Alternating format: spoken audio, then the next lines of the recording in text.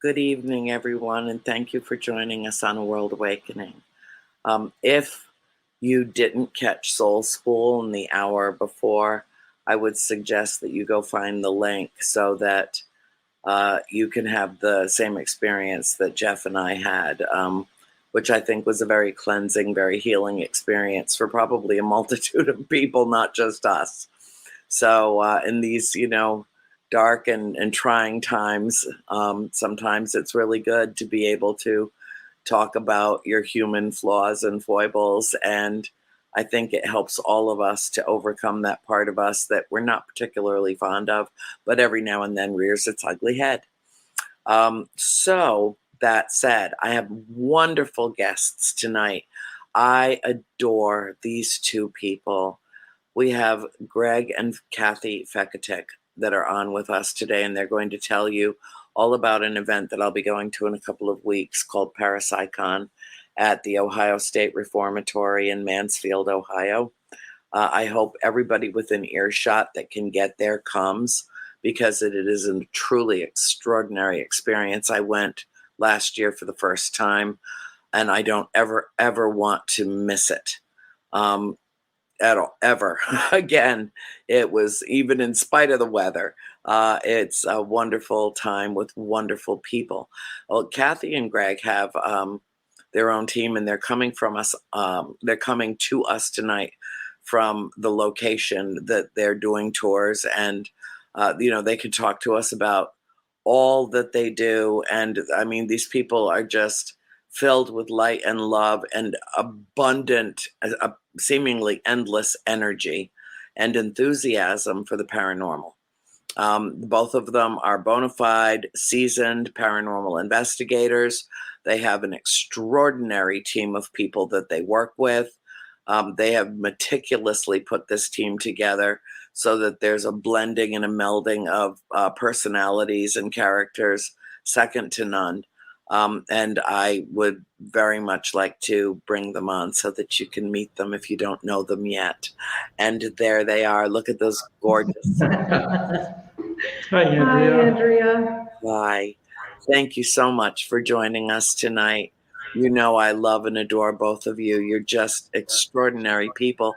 And, I think about this sometimes too, because I wouldn't know either one of you if I hadn't, taken the plunge and the risk to tell our story, to put that story out into the world, and then Hollywood picks it up, and then yada yada, and then I meet just extraordinary, wonderful people like yourselves, and your team is just as beautiful. And my experience in Mansfield last year with both of you, it hangs in my heart.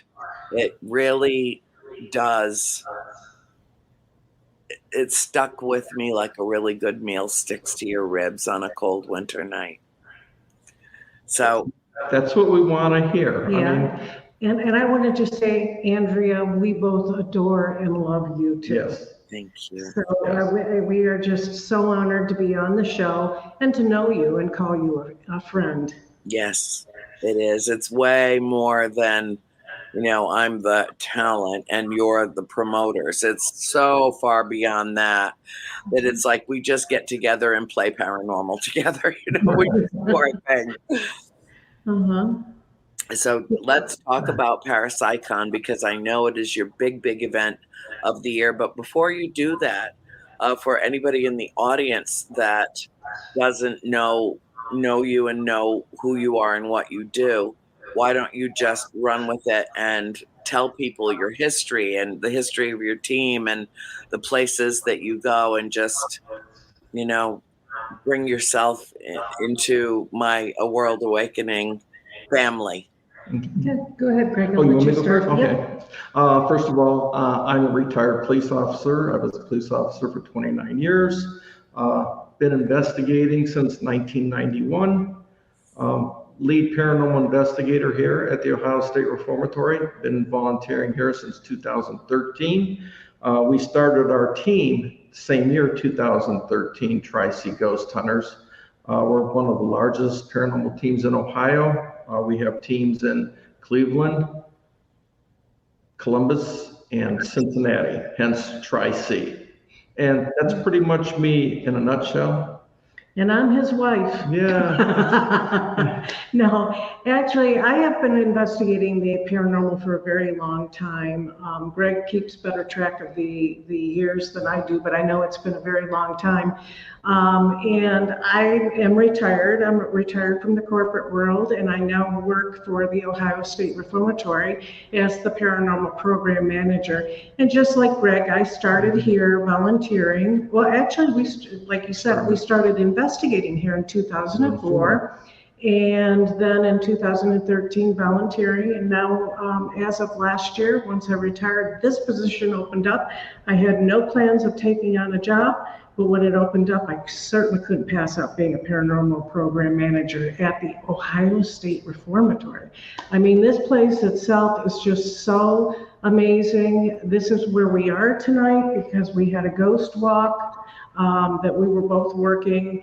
Greg was doing the pushing and I was doing the check-in and everything. So the steps you see behind us are actually steps in the West Administration first floor, where the Ohio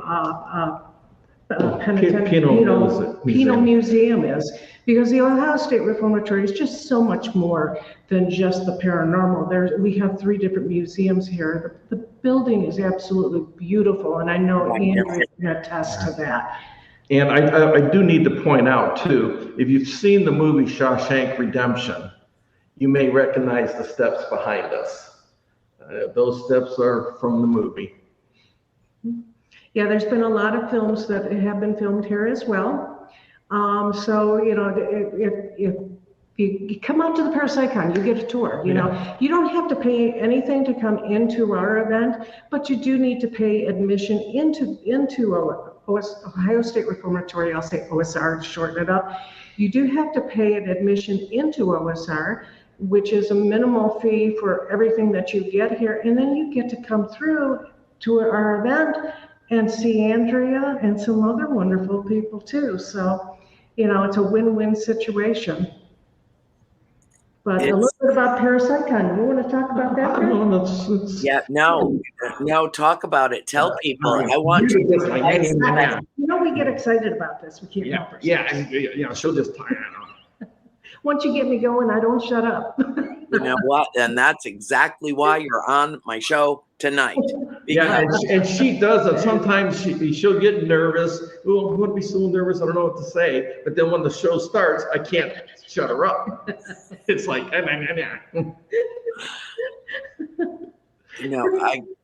I had. Well, let me start out by saying this.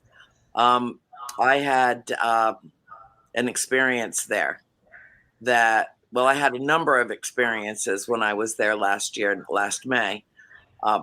And I think Chanel needs you to turn your volume down just a little bit on your speakers because my voice is coming through in her studio audio room. Sorry, folks, this is live. And so we have these issues. So if you can't, don't worry about it. Everybody will cope. It's a minor thing. But when we went up into the warden's quarters, somebody was kind enough. It was really very warm and sticky up there, and we had quite a large group. We were in the part where we were doing the investigation, and somebody brought me a nice big bottle of Coke. The kind that looks like how most women would like to look, with a nice narrow waist in the middle and voluptuous on top and bottom. And it was nice and cold and wonderful. And I was sitting with Adam Berry on the stage, and everybody was filing in. And I don't know if either of you were even in the room at the time that this happened. I was. You saw it then. Okay. So we're just sitting on the stage, just cha-cha-chaing, waiting for everybody to file in. And all of a sudden, just as I went to pop the top on my Coke, it got ripped out of my hand, just torn out of my hand and tossed across the floor a good at least 10 or 12 feet. I didn't throw it anywhere. It got ripped out of my hand. And I was like, I turned, I looked at Adam. Adam turned and he looked at me and he's like, and we are here. And we are here. And I saw that happen. And yes, I saw that happen.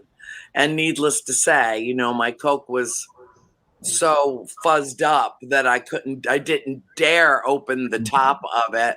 And I sat there dry as a bone for the next hour, just wanting to drink it, knowing if I popped that top, it would just explode everywhere. And it was, I perceived it not as a mean-spirited thing, no pun intended. I perceived it as mischievous. It was the only thing I had in my hands that could, you know, somebody up there wanted to let me know that they were there. And that was all that I had to take. The only way to communicate that and let everybody else in the room know it. And that's how I perceived it. Not as mean, you know, or unkind in any way. Just that was the available thing that I had in my hand. If it had been my handbag, that might have gone flying across the floor.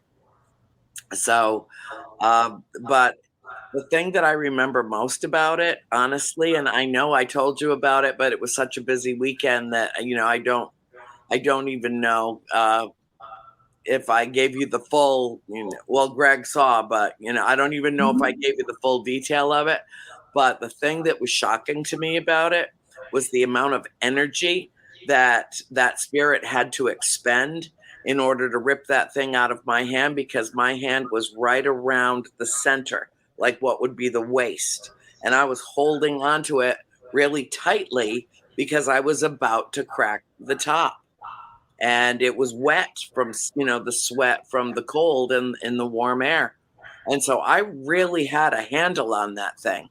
And what shocked me was the amount of energy that was required and employed to literally rip it out of my hand. And so I found it very exciting. You know, that's just me. I found it exciting and, you know, part of my grand adventure.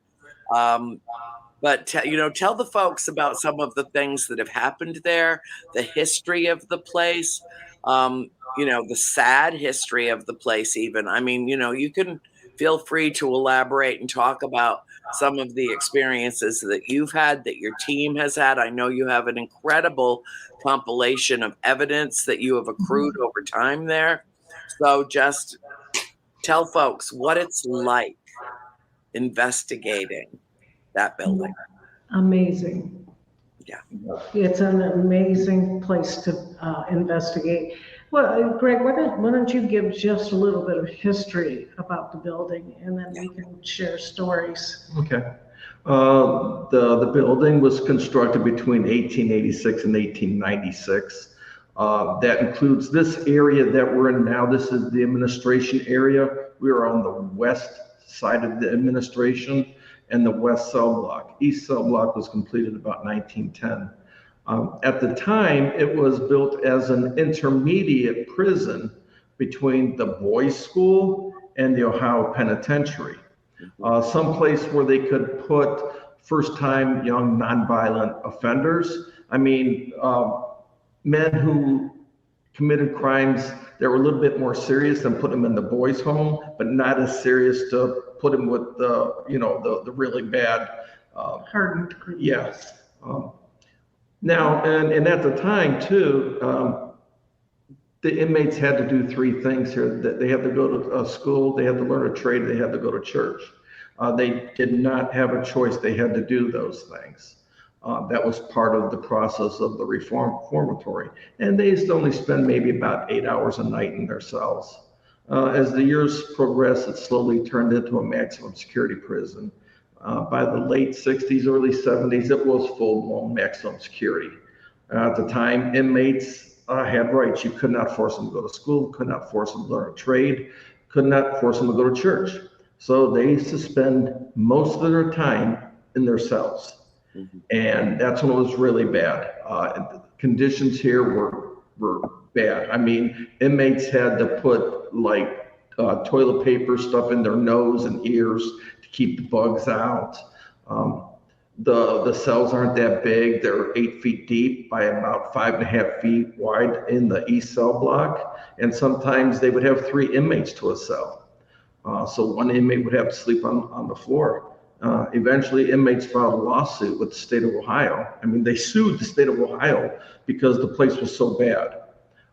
State of Ohio agreed and basically built them new prisons and shut this one down. This one closed the end of December 1990.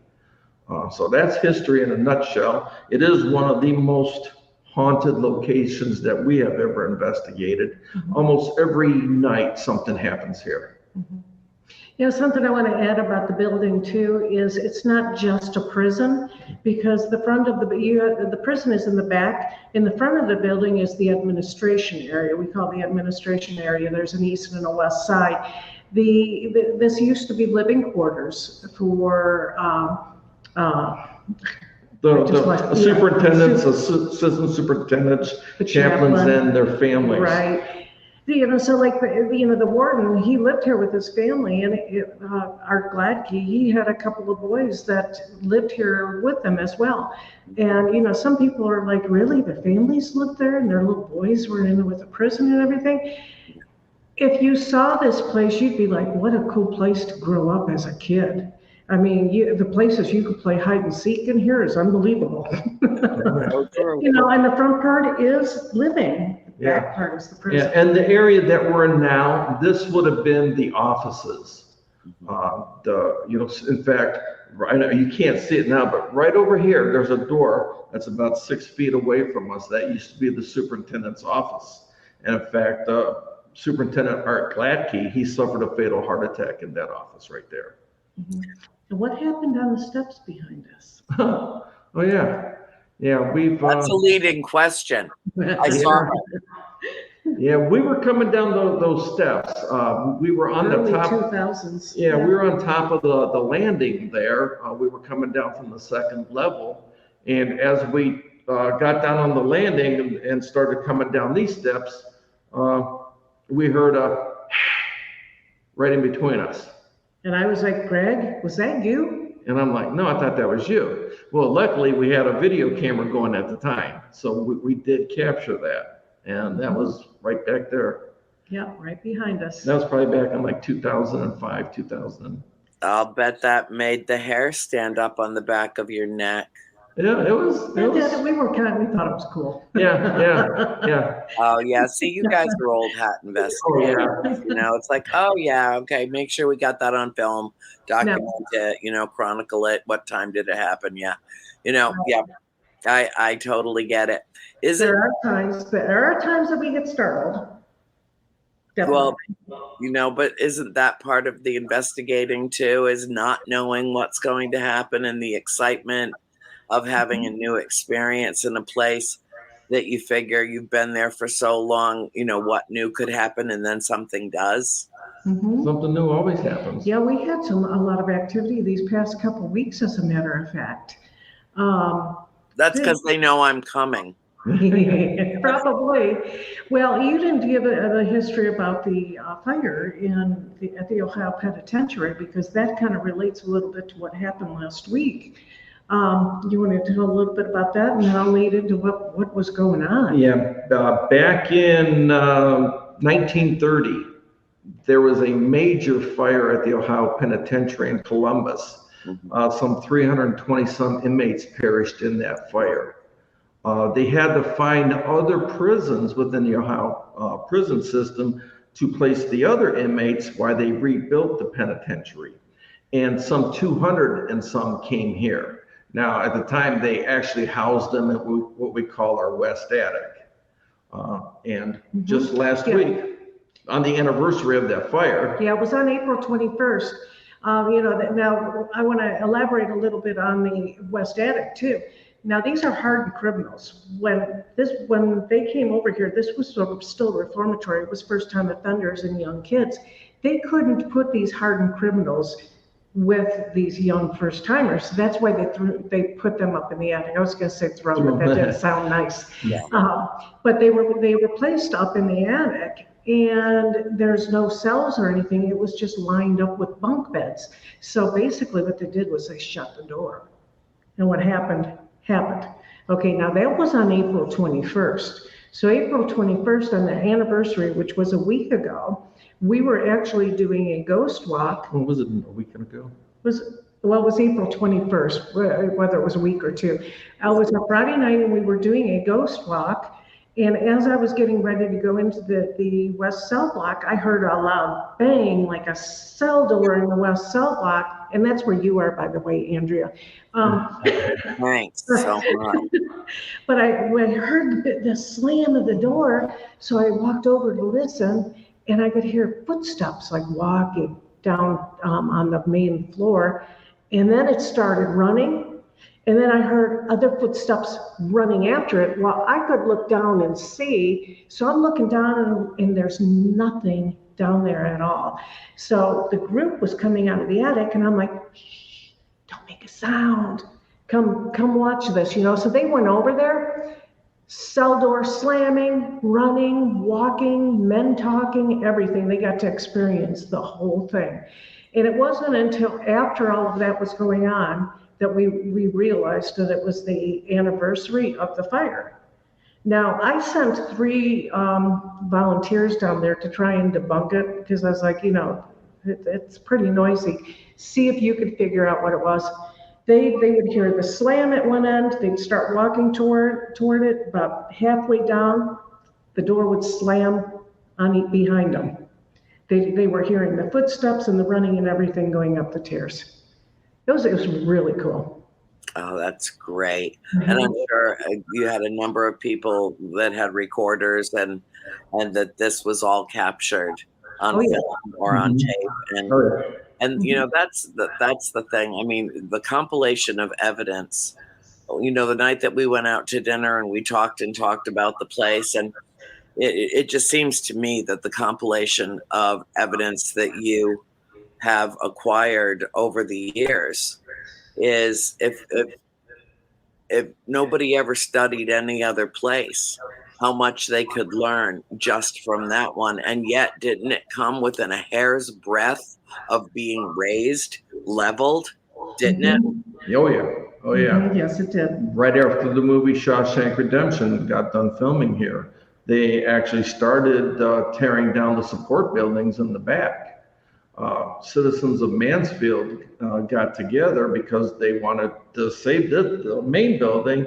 They didn't want to see that get torn down. And eventually, to make a long story short, they did purchase it at auction from the state of Ohio for $1. $1. I remember that, $1. But then they owned it and they were in charge of it. That's correct. Yep.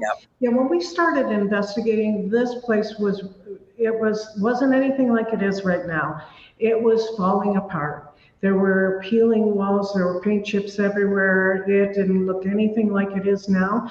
And all of the money that is acquired through tours or private ghost hunts, public ghost hunts, whatever it is, whatever they're doing to raise money, it all goes back into the restoration of this building. And it's an amazing work in progress. And some of the things that they've done here is just beautiful. And they've kept it as the same products and everything to make sure that it's restored back to its natural being. We have beautiful stained glass windows here that are original. So it's just a beautiful building. Yeah, it really is, but it has a very, very dark history. And what I've read about it, some of the things that happened there would lead, like, for instance, closing the door and leaving all those hardened criminals to their own devices. Right. Without even verbalizing it, you can just imagine some of the things that went on in that building. And it's so sad. I think of places like Penhurst in Pennsylvania, the gruesome stories that came out of there, the some sick, twisted doctors who use some of the prisoners for medical experimentation. I mean, stuff that you would think would happen in Dachau and Auschwitz also was happening in the United States, because sick minds exist everywhere. And given the right situation and enough privacy, people can be very, very severely abused and not have any alternative, not have any escape. Please turn down, honey. Can you turn down the volume on your speaker? On your just turn the speaker volume down on your computer just a little bit, and we might be able to cut out that feedback without having you come back in. Is that better? I think that's better. Chanel, is that better, honey? I think it is. I think it's better. Much better. Okay, thank you. Thank you. Sorry, folks. I had to take a slight hiatus to make a little tech adjustment here. I'm a techno idiot. I don't know. I just do whatever my producer says. And techno idiot. It's sad. It's pathetic. And don't ask me to do math without my fingers. Don't. So anyway, I know that some of the history of that place is equally gruesome.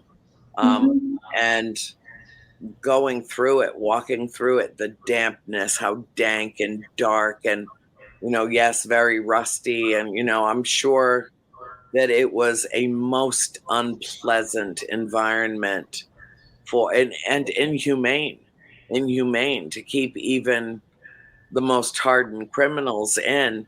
I can't imagine how that kind of an environment would do anything but make them worse, that it would just make them act out and be more angry than they already were, and abusive to each other.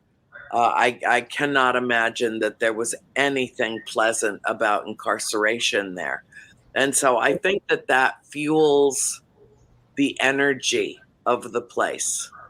I'm not surprised that on the anniversary of that fire is when you heard all the hoopla and the footsteps and the chaos of those spirits. And I don't know, what do you think about this? Do you think it was them making their presence known because it was the anniversary? Or do you think that in a multidimensional universe, it was maybe such a traumatic event that it left residual energy in the building, and that's what you were experiencing, or something else? Do you have another hypothesis? Personally, for me, I don't know how Greg feels about it, but I believe that it was residual. Yeah, because obviously, I mean, the inmates who perished in the fire at the Ohio Penitentiary, they were never here, right, at the reformatory. But I think that a lot of that energy came from with those other inmates, and for them to be put into the west attic, there were no windows. It would have been stifling hot up there, no ventilation. And like I said, the guards would have just shut the door, locked it, and it was just like a big college dorm room with violent inmates. So I think a lot of that is, I think there's a lot of intelligent stuff up there. Some of it's residual. Yeah, I think what happened in the West Cell Block with the footsteps and everything like that was definitely residual. I just feel that was something that happened on the anniversary date. But the things that go on in the attic, those I do not believe are residual. There's a lot of stuff up there. Like tonight when I was up there for giving the tour, I didn't like it up there. I was not tonight I did not like it up there. I was very uncomfortable. I felt as if somebody was pressing up against the back side of me, and I had to tell him, stop, you cannot do that. And he backed off, but It did not have a good feel to it. And the other thing is too, it does have the phantom smell up there from time to time of fire, of smoke. And tonight it was extremely strong. Yeah, tonight on another team member, Naomi, I her and remember. I were opening up. She says hi. Another, her and I were opening up the attic for the ghost walk tonight. And man, it was so strong. I mean, we didn't even get inside the attic. We just unlocked the door from the chapel. And it was really strong. It just came into the chapel, the smell of smoke. I'm sure that they transferred the survivors Right. immediately to the place that would be able to take them. And they're probably dressed in the same clothes that they were. They were probably traumatized out of their minds. If they survived that fire, they were traumatized by watching so many other men die, burned to death. I mean, even the least compassionate person on the planet would be somehow affected by that. And so perhaps that smell is what they brought with them to this new place from the old place, because they probably suffered smoke inhalation. I'm sure their clothes smelled of the smoke. And that makes perfect sense that you would smell that. And in fact, it's interesting that you should say that, because when we were doing our tour, I caught a whiff of smoke too. And I thought, is there something in the neighborhood or the area that's on fire? And I, because it was strong, it was pungent for a few moments, and then it was gone. Yeah. Yeah. And sometimes when we do our tours, like when I do the private hunts, when I bring them up there, a lot of times I don't even say anything about the smoke. And when we go in there, sometimes I'll have the guests say, "Why does it smell like smoke in here?" Because on occasion it does smell like smoke in there. Not all the time, but on rare occasions it'll smell like smoke in there. But tonight was really intense. Yeah, it was very, very strong, very strong. But like you said, they brought I think they even brought like bedding stuff too. So you've got the smell in their clothes and on their bodies and anything else that they brought with them. So it's pretty intense stuff, I'll tell you what. It seems so diametrically opposed. It's kind of like a dichotomy, that you would have a building that is so beautiful and so just, I mean, it really is a stunningly gorgeous building, but such dark energy. Yeah, and the energy is different. Like in the front, it's a different energy in the administration area. But you go back into the cell block and the attic and with the attic and stuff, and solitary confinement, it's a completely different feel. Oh, yeah. Well, I'm preparing myself again. I'm preparing myself again. We had last year, we had a wicked storm. Do you remember? Oh, yeah. And a tornado went through our neck of the woods, not 10 miles away. I mean, everybody could hear it. It was a very big, loud tornado, and everything was whipping around, and it had torn off a few places on the roof, and it was leaking, and you were running around trying to get some buckets, down to catch the rainwater. It was a wild storm. And yet, I don't know, that was part of the excitement too. It seemed to really stir up the energy in the place. Yeah, Yeah, I remember that. That was, yeah. I remember Ben Hansen was in a lake. Yeah, we had to move him. I never even got to see him. Oh no, maybe he came to my table to see me. I can't remember which event that was, but it was really fun. I had the most fun though we weren't even there. It was at our meet and greet. Right. Yeah. When we went outside after we had all our scrumptious food, and everybody was feeling no pain and really happy to be there. And I went out and started talking to the Galactic family, and Schrader's like, "Oh God, she's doing it again. Oh God, I'm out." He's afraid. of my little friends. They're not that little, by the way. Yeah, what should people? It's a Friday night meet and greet, and then it's all day Saturday and Sunday. So Yeah. do you sell tickets or entrance fee at the door per day, or can somebody go to your website and that should be connected to, it will be to the link on the show, and can purchase for the whole weekend, or how do you work that? How do you do that? How do people get there? Where should they stay? What's up with all of that? How can we pack the joint? Go ahead. You go with the tickets. Okay, No as far pun as the intended tickets, about the joint thing. No. as far as the tickets, everything you said, yes, you can do all that.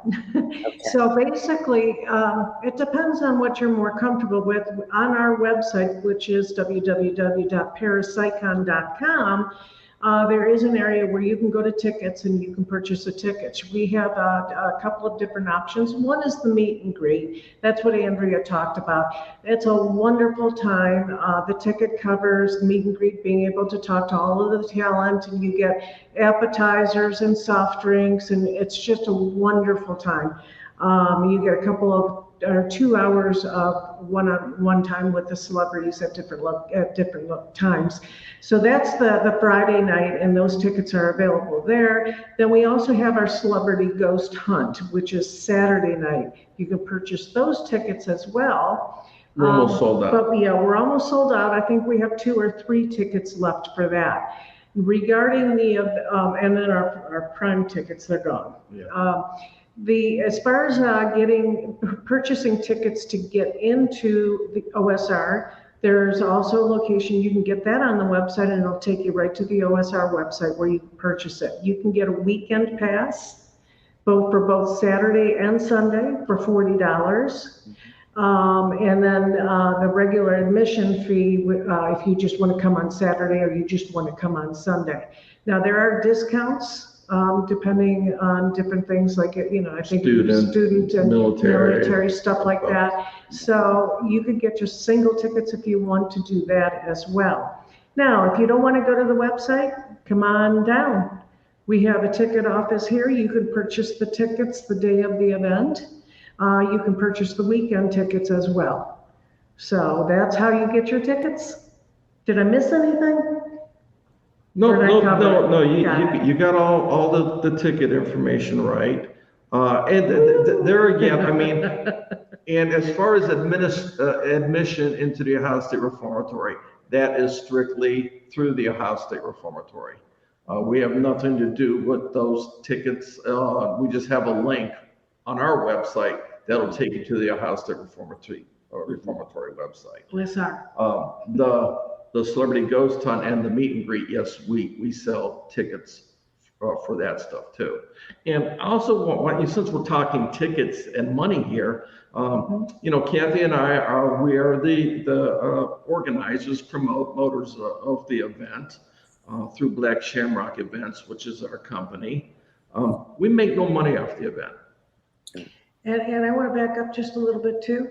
We are the organizers, but we have a wonderful team. Tri-C Ghost Hunters, which is the Cleveland, Columbus, Cincinnati area, that it's our team, ghost hunting team. They work this event, and they don't get anything out of it other than the satisfaction of doing a great job and being part of the event. They're wonderful people. They're hard workers. We love them. Every one of them works their little tail end off because they know that all the money goes back into the Ohio State Reformatory. And we have numerous team members who will get here at about 10, 11 a.m. on Friday and will be here until Sunday evening at 8. Continuously here. That's commitment. That is a level of commitment that you don't find in any field.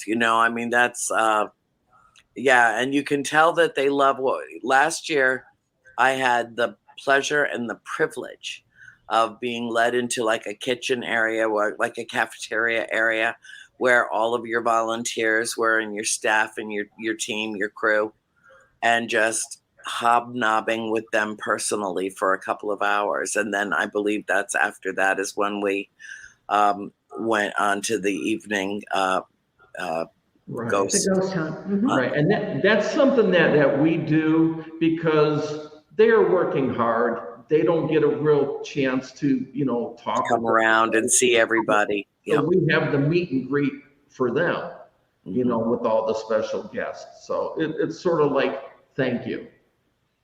Thank you. And we appreciate you all Yeah. doing that because it's so important to them, because they just don't get the time to be able to really sit and get to know anybody. So that's a great opportunity. It's good to hear, Andrea, that you enjoyed it too. Oh, I did completely. It was Mhm. wonderful. And everybody was like, would it be okay if we took a picture? Yeah, that's why I'm here. Get over here. Let me hug you.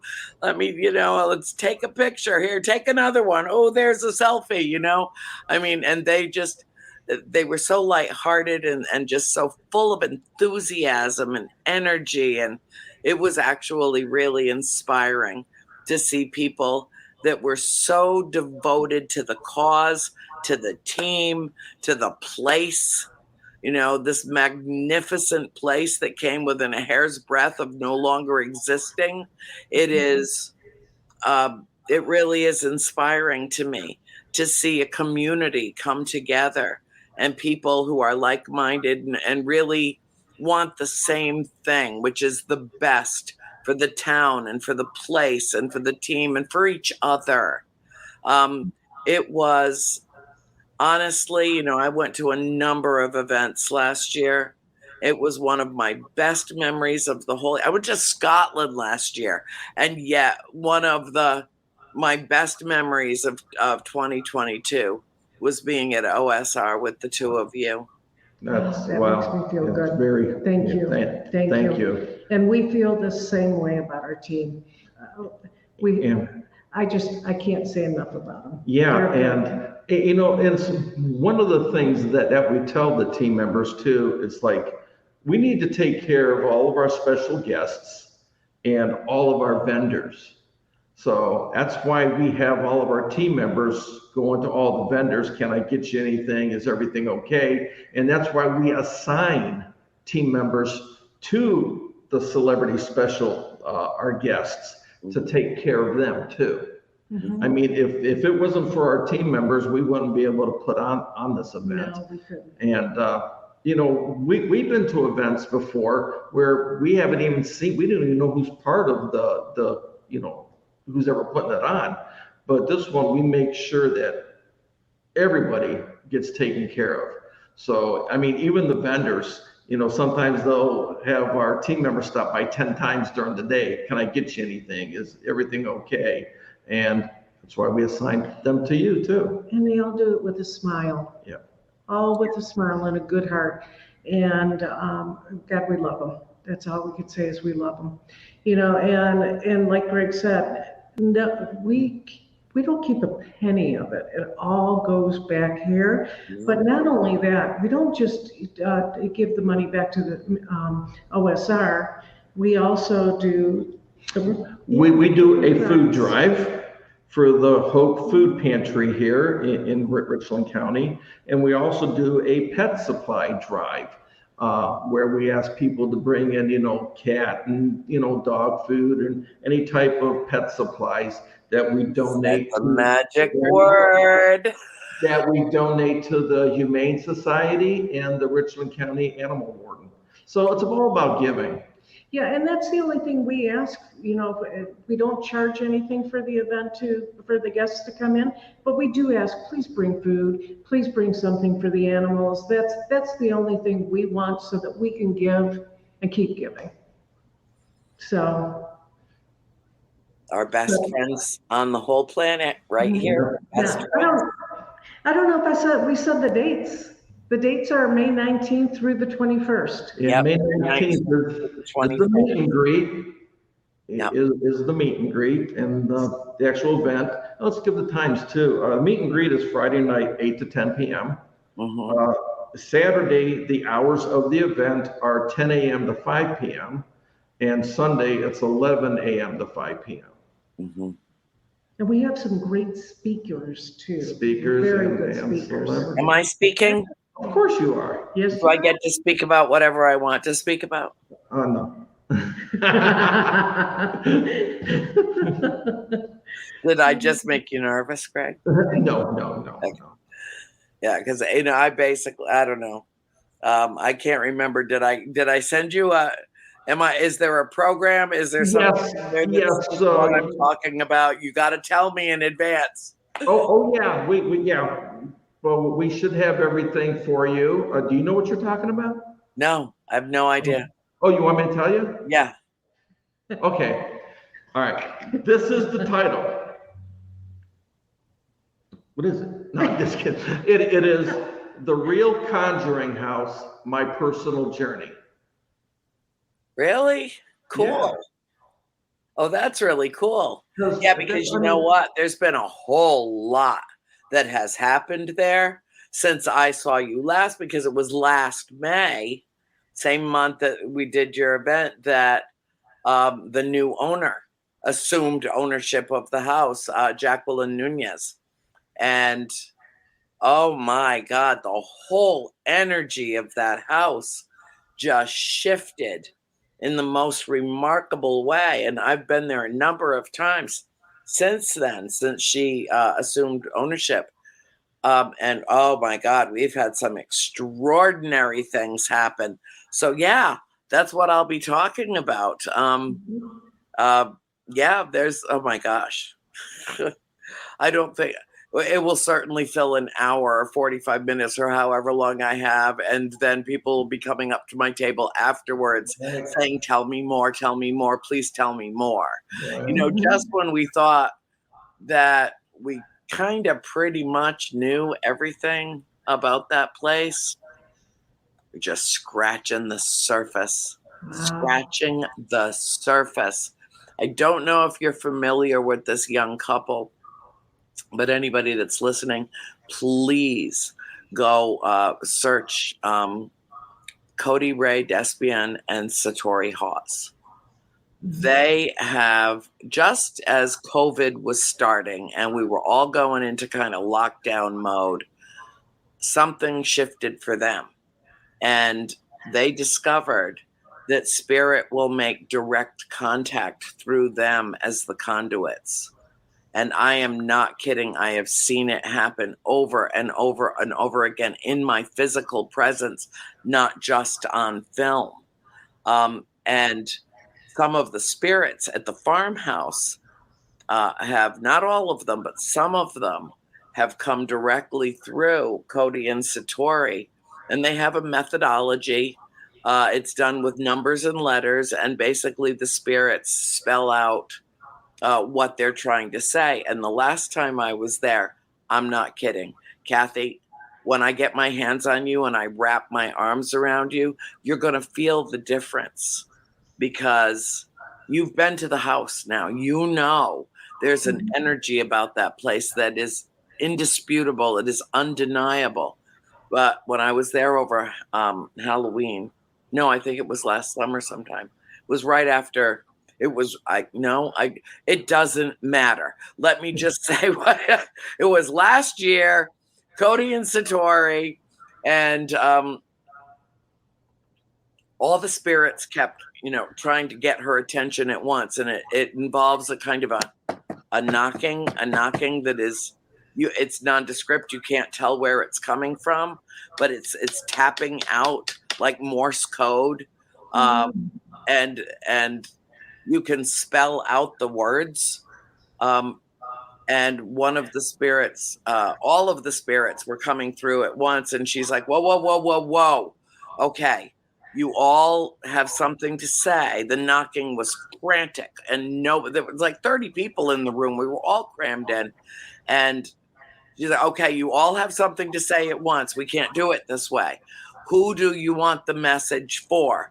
And it spelled out the beginning of my name. She said, Andrea, yes. 1 knock for yes, 2 for no. How many words? 4 words. 1, 2, 3, 4 knocks. And then she said, okay, what's the message? And they spelled out, we miss your family. Oh, Uh-huh. oh. Uh-huh.